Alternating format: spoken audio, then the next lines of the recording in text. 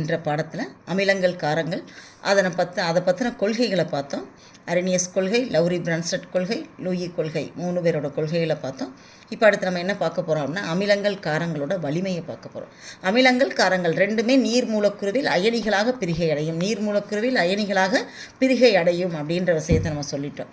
அப்போ ஒரு அமிலம் எந்த அளவுக்கு வலிமையாக இருக்க முடியும், எந்த அளவுக்கு ஸ்ட்ராங்காக இருக்க முடியும், ஸ்ட்ரென்த்தாக இருக்க முடியும் அப்படின்னு பார்த்தோம்னா அதில் இருக்கக்கூடிய ஆற்றல் அதனோட ஸ்ட்ரென்த்து. ஒரு பொருளோட ஆற்றல் தான் அதனோட ஸ்ட்ரென்த்துன்னு சொல்லுவோம். அந்த வகையில் அமிலங்களோட ஸ்ட்ரென்த்து அப்படின்னு சொல்கிறது எதை சொல்லலாம், அமிலங்களோட வலிமை அப்படின்னு எதை சொல்லலாம், அதில் உள்ள H+ அயனிகளோட எண்ணிக்கை. காரங்களோட வலிமைன்னு எதை சொல்லலாம், அதில் உள்ள OH அயனிகளோட வலிமை, OH அயனிகளோட எண்ணிக்கை. அதான் காரத்தோட வலிமை. அப்போ H+ அயனி அதிகமாக இருக்குது அப்படின்னா அது அமிலம், OH- அயனி அதிகமாக இருக்குதுன்னா அது காரம். அப்போ இந்த H+ அயனிகளையும் OH அயனிகளையும் மட்டும் வைத்துக்கொண்டு இந்த மேலோட்டமான இந்த தகவலை வைத்துக்கொண்டு அமிலங்களை வலிமை மிக்க அமிலம், வலிமை குறை அமிலம் என்று பார்க்க முடியாது. அந்த அமிலங்கள் நீர்க்கரைசலில் முழுவதும் அயனிகளாக பிரிகை அடைந்தால், முழுவதும் பிரிகை அடைய முடியும் என்றால் அந்த அமிலங்கள் வலிமை மிக்க அமிலங்கள். முழுவதும் அயனிகளாக பிரிகை அடையவில்லை என்றால் அவை வலிமை குறைந்த அமிலங்கள். அப்போ அந்த கான்செப்டை வச்சுக்கிட்டு அமிலங்களை 2 டைப்பாக பிரிக்கலாம். அமிலங்களை எப்படி பிரிக்கலாம்னா வலிமை மிக்க அமிலம், வலிமை மிக்க அமிலம், வலிமை குறைந்த அமிலம், வலிமை குறைந்த அமிலம்.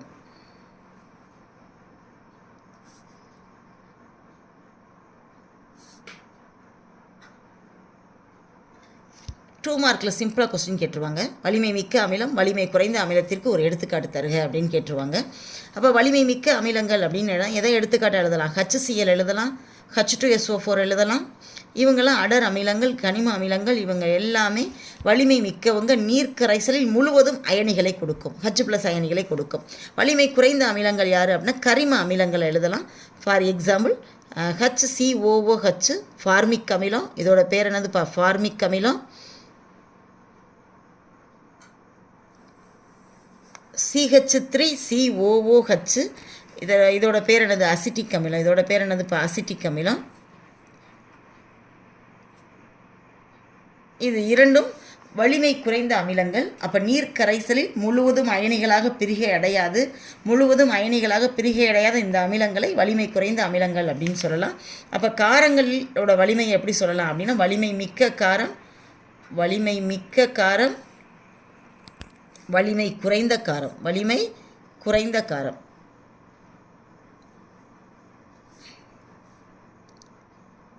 அதே கான்செப்ட் தான். வலிமை மிக்க காரங்கள் அப்படின்னா நீர்க்கரைசலில் OH அயனிகளை முழுவதும் பிரிந்து கொடுத்தால் அவை வலிமை மிக்க காரங்கள். நீர்க்கரைசலில் முழுவதுமாக பிரிந்து OH அயனிகளை கொடுத்தால் வலிமை மிக்க காரங்கள். வலிமை மிக்க காரத்திற்கு எடுத்துக்காட்டு சோடியம் ஹைட்ராக்சைடு, பொட்டாசியம் ஹைட்ராக்சைடு. வலிமை குறைந்த காரத்திற்கு எடுத்துக்காட்டு அமோனியம் ஹைட்ராக்சைடு. இப்போ அமிலங்கள் காரங்களோட வலிமையை பொறுத்து அமிலங்களை எப்படி பிரிக்கிறது அப்படின்றத பார்த்தோம். இப்போ காரங்களோட அமிலங்களோட வலிமையை பொதுவாக ஒரு வாய்ப்பாடு வச்சு நம்ம எப்படி பார்க்கலாம் அப்படின்ற விஷயத்தை பார்க்க போகிறோம். இப்போ ஒரு அமிலத்தை நான் இப்போ என்னென்னு எடுத்துக்கிட்டேன் அப்படின்னா ஆசிட் A அப்படின்னு எடுத்துக்கிட்டேன். எப்போவுமே அமிலங்கள் அப்படின்னு சொன்னால் H+ அயனிகளை கொடுக்கக்கூடியதாக இருக்கும். அப்போ இந்த அமிலத்தோட நான் ஹைட்ரஜனும் சேர்ந்து இருந்தால் மட்டும்தான் ஹைட்ரஜனை H+ கொடுக்க முடியும் அந்த அமிலம். அதனால் அதை என்ன செஞ்சிட்டேன் அப்படின்னா HA அப்படின்னு நான் எடுத்துக்கிட்டேன். எந்த ஒரு எடுத்துக்காட்டும் போடலை. அமிலம் அப்படின்றதுனால அது ஹைட்ரஜனை கொடுக்கும். அப்போ ஹைட்ரஜன் அதுக்குள்ளே இருக்குன்றதுனால அது பக்கத்தில் HA அப்படின்னு எடுத்துக்கிட்டேன். அப்போ HA நீர்க்கரைசலில் நான் போடுறேன். நீர்க்கரைசலில் போடும் பொழுது என்ன நடக்குது அப்படின்னா H+ ஆகவும் A- பிரியும். H+ இந்த H2O நீர் மூலக்குருவை ஏற்றுக்கொண்டு H3O+ ஆக மாறும். H3O+ ஆக மாறும். A- பிரியும். A- பிரியும். HA என்பது H+ஐ வழங்குச்சு. அதனால் லவ்ரி பிரான்ஸ்டட் கொள்கைப்படி இது அமிலம் 1.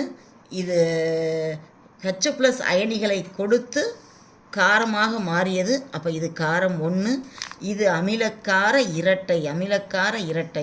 H2O காரம் H+ அயனிகளை ஏற்றுக்கொண்டதன் காரணமாக காரம் 2.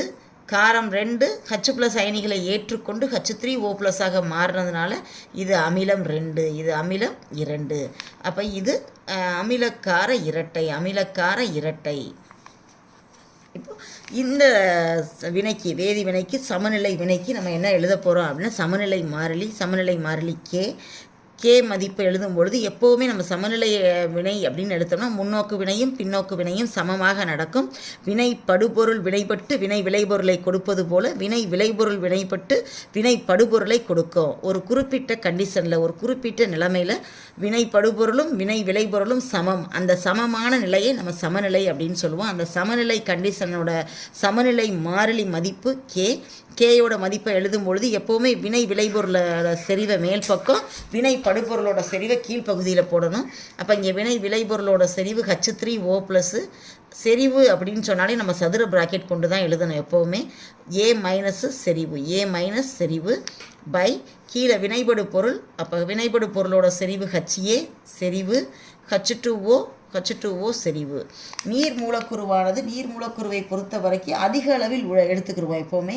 இதுதான் அளவு அப்படின்னு சொல்ல முடியாது. இப்போ ஒரு அமிலமோ காரமோ எடுத்துக்கொள்ளும் பொழுது 1 மோல் அப்படின்னு எடுத்துக்கிறலாம். ஆனால் நீர் மூலக்கூறுவை பொறுத்த வரைக்கும் அப்படி கிடையாது. அப்போ இந்த H2O அப்படின்ற அந்த அயனியோட நீர் மூலக்கூறுவோட செறிவை நம்ம 1 அப்படின்னு எடுத்துக்கிறலாம். அதிகப்படியாக இருக்கும்போது அதை புறக்கணிக்க கூட செஞ்சிடலாம். அப்போ இந்த மதிப்பு நமக்கு தேவையில்லை, விட்டுடலாம். அப்போ கேவோட மதிப்பு என்ன அப்படின்னு பார்த்தோம்னா H3O+ செறிவு A- செறிவு பை HA.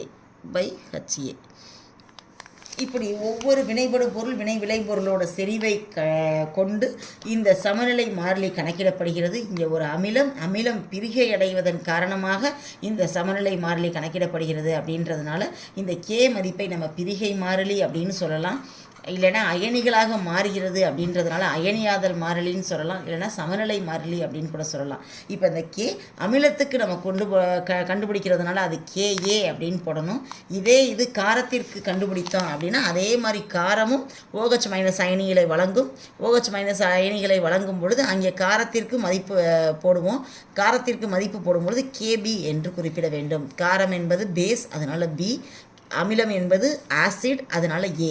அப்போ KA மதிப்பானது எவ்வளவு அளவு இருந்தால் அது வலிமை மிக்க அமிலம். KA மதிப்பானது எவ்வளவு அளவு குறைவாக இருந்துச்சுன்னா அது வலிமை குறை அமிலம் அப்படின்னு பார்க்க போகிறோம். இப்போ ஃபார் எக்ஸாம்பிள் HCl எடுத்துக்கிட்டே HClோட KA வேல்யூ என்ன அப்படின்னு பார்த்தோம்னா 2 × 10⁶ அப்படின்னு சொல்லும் பொழுது அதிகமான மதிப்பு. அப்போ அதிகமான மதிப்பாக இருக்கிறதுனால இந்த HCl வந்து வலிமை மிக்க அமிலம். அதுவே அசிட்டிக் அமிலத்தோட KA மதிப்பை பார்த்தோம் அப்படின்னு பார்த்தோன்னா 1.8 × 10⁻5 என்று இருக்கிறதுனால அது வலிமை குறைந்த அமிலம். அப்போ KA மதிப்பு எந்த அளவில் இருந்தால் வலிமை மிக்கது, எந்த அளவில் இருந்தால் வலிமை குறைந்தது அப்படின்னு பார்த்தோம்னா KA மதிப்பானது 10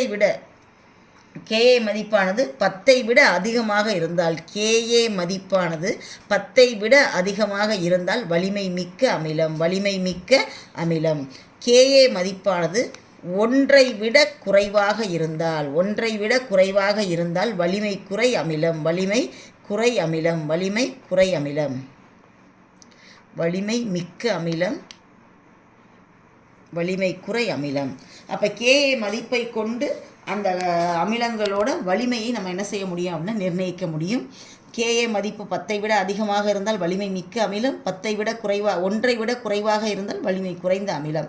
இதை கொண்டு தான் நம்ம என்ன செய்கிறோம் அப்படின்னா அந்த அமிலங்களோட வலிமைகளை நம்ம கண்டுபிடிக்கிறோம். எப்போவுமே ஒரு அமிலம் பிரிகை அடைவதற்கு முன்பு அந்த அமிலமானது வலிமை மிக்கதாக இருந்துச்சு அப்படின்னா அது பிரிகை அடைந்ததற்கு அப்புறம் அது காரமாக மாற்றப்படும். அப்போ வலிமை மிக்க அமிலங்கள் அதனோட காரம் அதனுடைய மாறக்கூடிய இன்னொரு நிலை இணை காரம் அப்படின்னு சொல்லுவோம். இந்த அமிலமானது காரமாக மாற்றப்படுகிறது H+ அயனிகளை கொடுத்துக்கொண்டு. அப்போ இந்த காரத்திற்கு பேர் இணை காரம். இது வலிமை மிக்க அமிலமாக இருந்தால் அதனோட இணை காரம் எப்போவுமே வலிமை குறைந்தது.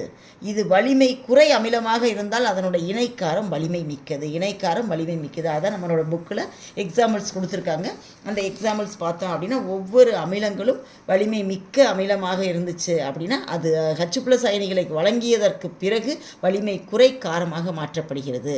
வலிமை குறைந்த அமிலமாக இருந்துச்சுன்னா H+ அயனிகளை வழங்கிய பிறகு வலிமை மிக்க காரங்களாக மாற்றப்படுகின்றது. தேங்க்யூ.